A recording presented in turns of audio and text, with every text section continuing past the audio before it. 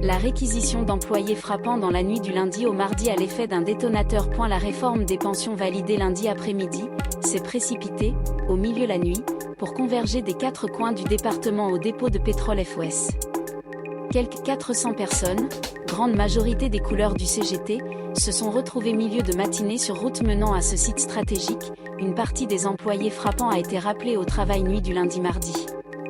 Nous ne laissera pas droit frapper, s'est exclamé Olivier Matteux, le secrétaire l'Union départementale du CGT des 13 qui unit, matin, une multitude sections d'entreprises et fédérations. Électriciens, les chauffeurs bus RTM, les soignants du secteur public. Sans oublier les dockers, qui sont entrés en vigueur et surtout les représentants de l'ensemble du bassin pétrochimique FOS, se sont complètement arrêtés pendant quelques jours.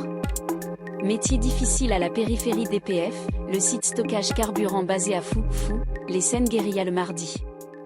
Les manifestants ont bloqué l'accès au dépôt de pétrole à Fos-sur-Mer depuis tôt le matin. Des affrontements ont éclaté entre les manifestants et la police en présence de l'Union départementale d'Olivier Matteux CGT des Bouches-du-Rhône. Camille Dodenis Morning. Tous ceux qui sont ici font des professions difficiles, port, la métallurgie, le pétrochimique, montons en haut des colonnes pour être distillés, nous ne voyons pas faire cela à 60 ans, a déclaré à un employé Kémon, le Factory PVC. Fureté voisine, Angélique, assistante infirmière de Pertuis, était revenue au bloc. Notre président est si démocratique qu'il touche droit grève. Si c'est sa seule réponse, cela ne fera que s'intensifier. Le message à relayer ce mardi par le comité régional du CGT PACA, qui appelle un grand jour d'action jeudi, est identique. La manifestation près de DPF est devenue un vrai siège, avec des échanges violents entre les manifestants et la police, Geoff Stones pour certains, et des grenades de gaz lacrymogène pour ce dernier. Ils ont embrassé les femmes, a pris d'assaut Olivier Matteux, pour qui les manifestants n'ont jamais bloqué l'accès au dépôt, qui pourrait être fait par l'autre côté de la route, la voie rapide. Il y avait des manifestants qui ont été très tranquillement installés et la police est arrivée et a traversé cet accès, toujours estimé Olivier Matteux.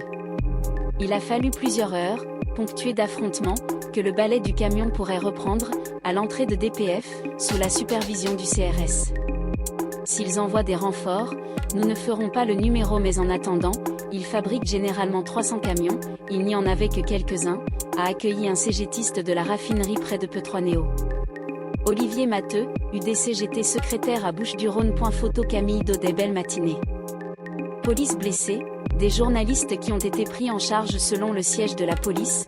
3 policiers ont été gravement blessés dans l'opération autour du DPF. Je veux être filmé ou photographié.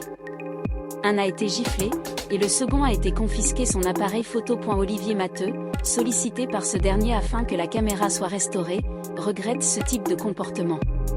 Le journaliste a trouvé son appareil photo mais complètement hors d'usage. Les pétroliers attendant pouvoir décharger leur cargaison de carburant parce que l'opérateur du port Marseille, Fluxel, est en grève.